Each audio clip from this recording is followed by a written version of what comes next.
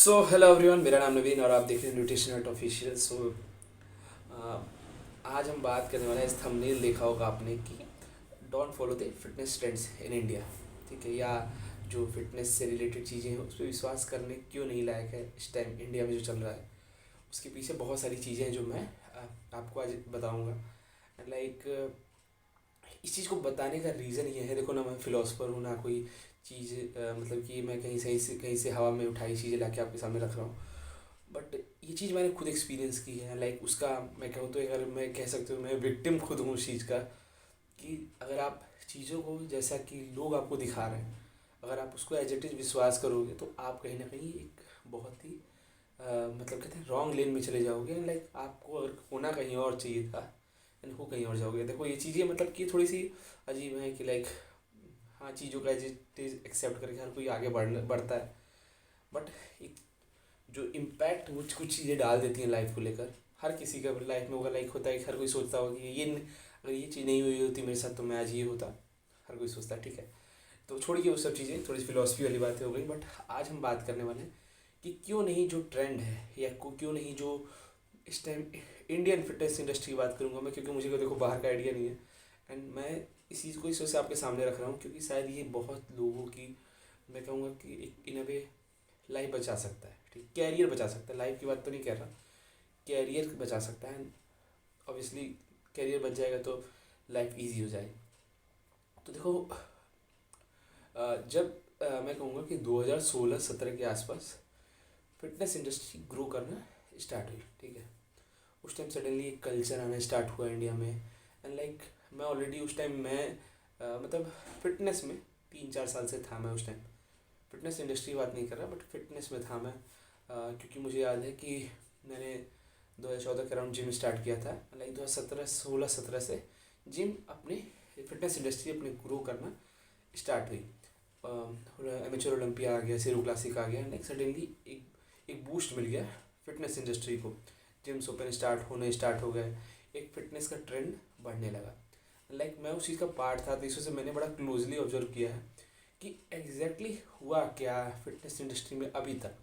मैं बहुत पहले का तो नहीं पता मुझे, जो मेरी चीज़ें सामने हुई मैं उस चीज़ों के बारे में बात करूँगा। लाइक मैंने वो चीज़ें महसूस किया, लाइक उसमें क्या गलत हुआ।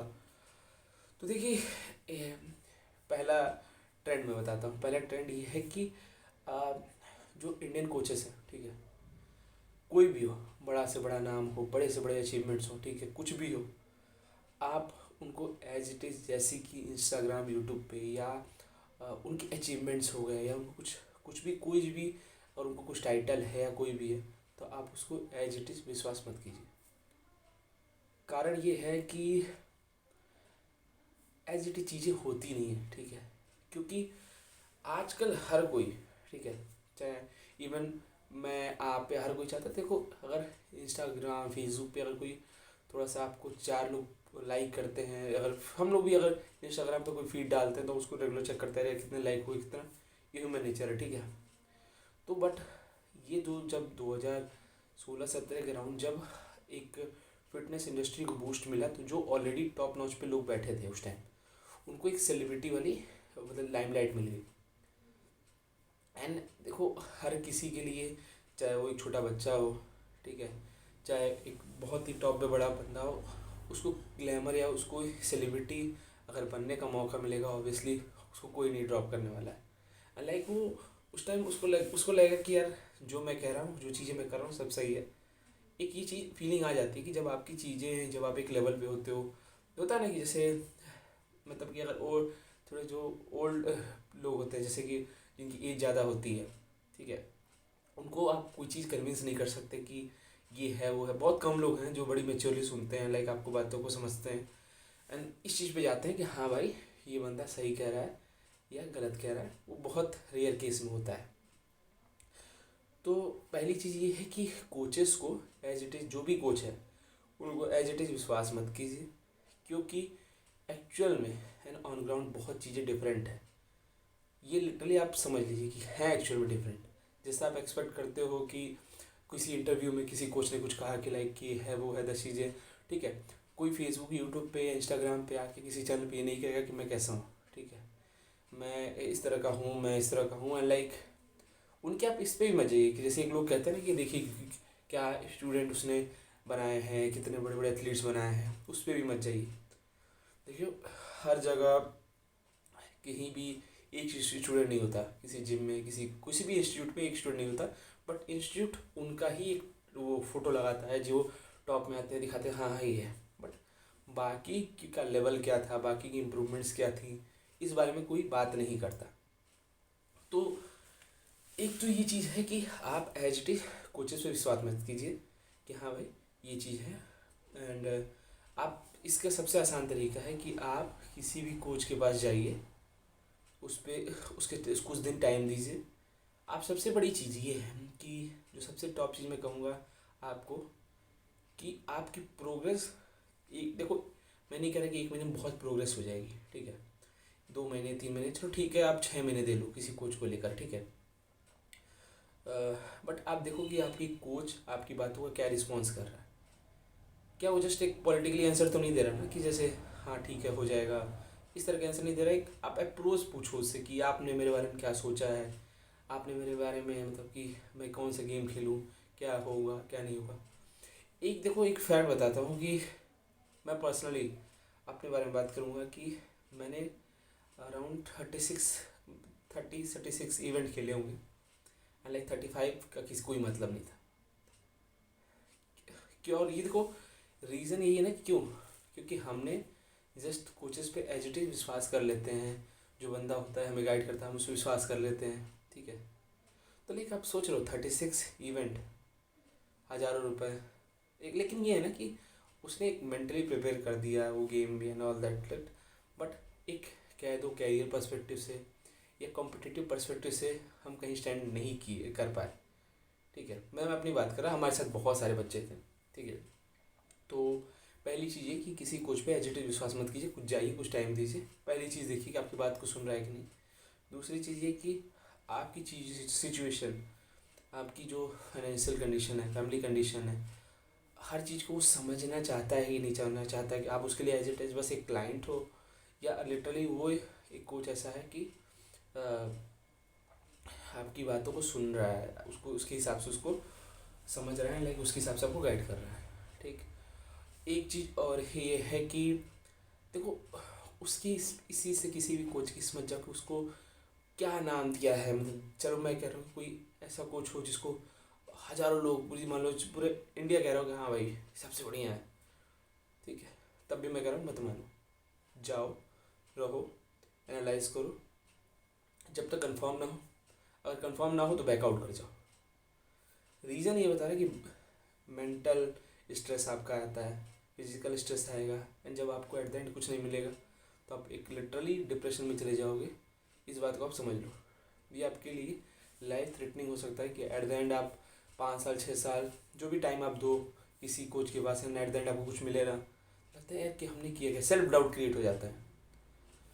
तो एक ये चीज़ पार्ट है, ठीक। दूसरा ये कि देखो जो फिटनेस इन्फ्लुएंसर्स हैं इंडिया में इस टाइम, या कोई भी एथलीट है,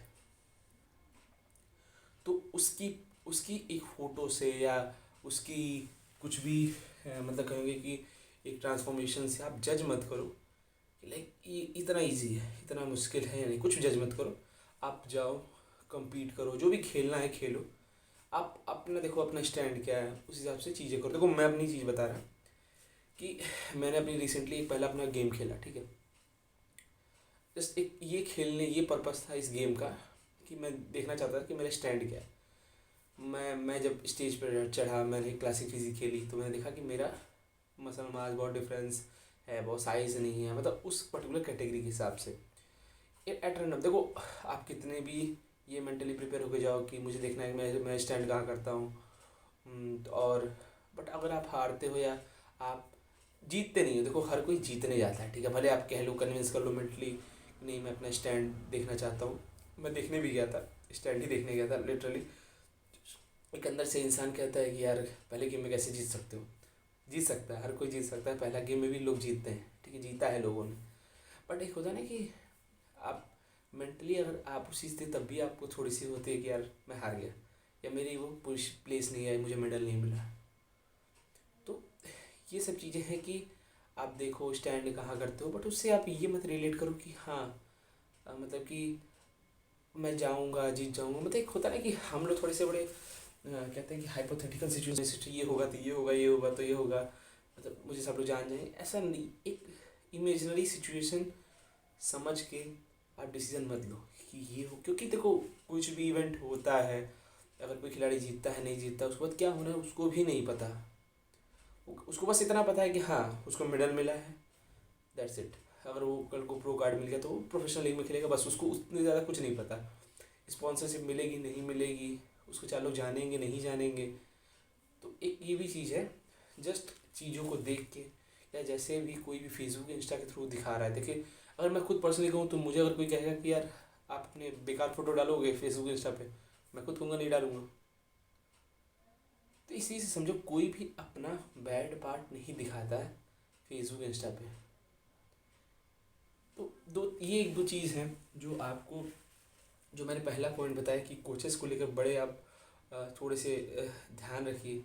आप एज इट इज़ विश्वास मत कीजिए, जाइए कुछ टाइम दीजिए, समझ में आ रहा नहीं आ रहा। देखो बहुत ही एक बहुत ही प्रैक्टिकल चीज़ है कि हाँ आप कोचेस के साथ आपका नहीं बन सकता है, हो सकता है कि किसी के साथ बनता है किसी का नहीं बनता, कोचेस से आपका रिलेशन नहीं बन रहा है तो भाई मूव ऑन कर जाओ।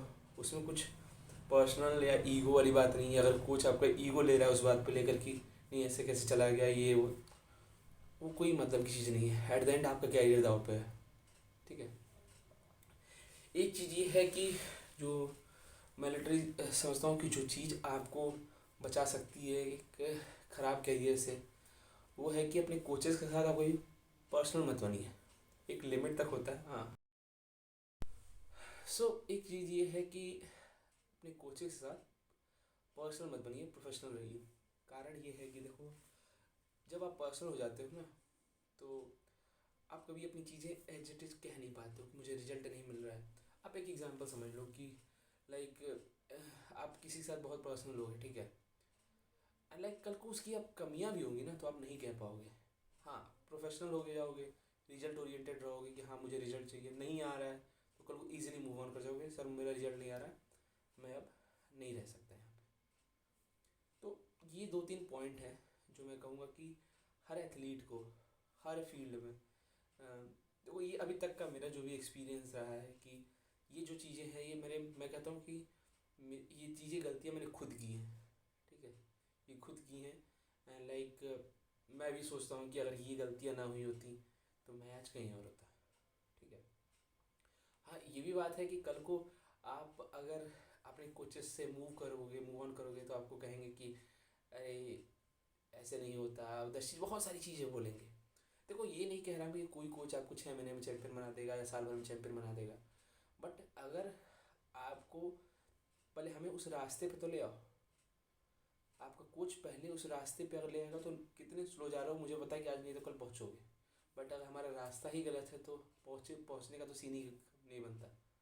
तो मैं बस आपसे ये कह रहा कि वो 5-6 महीने जो भी टाइम दो, 2 महीने दो, 4 महीने दो, जब भी आपको लग रहा है कि हाँ आपका कोच जेन्युइन है, आपके साथ बॉन्डिंग बन सकती है, लाइक वो आपको रिजल्ट देगा, ठीक है, आपकी बातों का डिप्लोमेटिक जवाब नहीं दे रहा एंड लाइक क्या वो आपके साथ मतलब आपको लेकर एक अप्रोच रखता है कि नहीं रखता है, आपके बारे में क्या सोचता है कि आप कैसे, पर्सनल नहीं एज ए एथलीट या एज ए प्रोफेशनल आपके बारे में क्या सोचता है कि आप कैसे रिजल्ट दोगे क्या नहीं दोगे, बहुत ये सब चीज़ें बहुत मायने रखती हैं, ठीक है। अगर नहीं होता है आपको क्रिटिसाइज भी किया जाएगा अगर मूव ऑन करोगे कि अरे टिकते नहीं हैं लोग, ऐसे बहुत सारी चीज़ें मैंने खुद सुनी है, हवा लग गई है एंड ऑल दैट, बहुत सारी चीज़ें आपको सुनने को मिलेंगी। बट मैं कहूँगा कि ये उस चीज़ों को आपको सोचना नहीं है, आपका कैरियर है, आपकी लाइफ है, एट द एंड आपको जवाब देना है। क्योंकि एक बहुत ही जो टीनेज होती है जो ये 20s होता है वो आपकी सबसे कहते हैं ना कि सबसे प्रोडक्टिव ईयर है। आप किसी की ये फिलॉसफी में, किसी की हाइपोथेटिकल बातों में, इमेजनरी बातों में आप टाइम वेस्ट मत कीजिए। आप रिजल्ट ओरिएंटेड रहिए, आप जो काम करने गए वो कीजिए, सीधी चीज़। नहीं मिल रहा है हट जाइए। ये 2-3 चीज़ें हैं कोचेस के बारे में अच्छे से जानिए, एनालाइज कीजिए, पर्सनल मत हुई कोचेस के साथ, प्रोफेशनल ही रहिए एंड लाइक एथलीट्स को एज इट इज़ देख के आप कुछ भी डिसीजन मत बनाइए। सो ये दो तीन चीज़ें हैं जो मैं कहूँगा कि बहुत ही ज़रूरी हैं हर एथलीट्स को, हर एथलीट को समझने के लिए। लाइक जो सीनियर होंगे वो भी इस चीज़ से बहुत ही स्ट्रांगली एग्री करेंगे कि किसी ना किसी के साथ ये चीज़ें हुई हैं पहले। और ये मैं अपना एक्सपीरियंस बता रहा पिछले कुछ सालों का। एंड देखो एट द एंड आप ही जिम्मेदार कहलाओगे अपनी लाइफ के या अपने कैरियर के।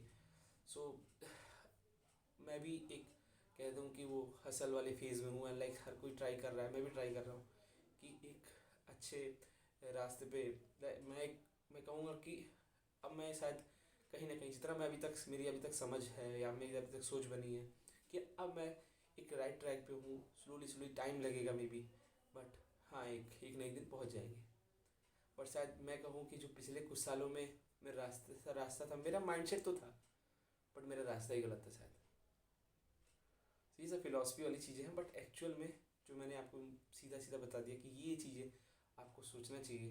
एंड लाइक आपकी लिटरली अगर आप पहले साल से इस तरह की सोच रखते हो, लिटरली आपको 3-4 साल में आपको कोई भी एक मैं कहूँगा नेशनल चैम्पियन बनने से नहीं रोक सकता। So keep watching nutrition official, हम ऐसे ही बहुत सारे कंटेंट्स लाते रहेंगे।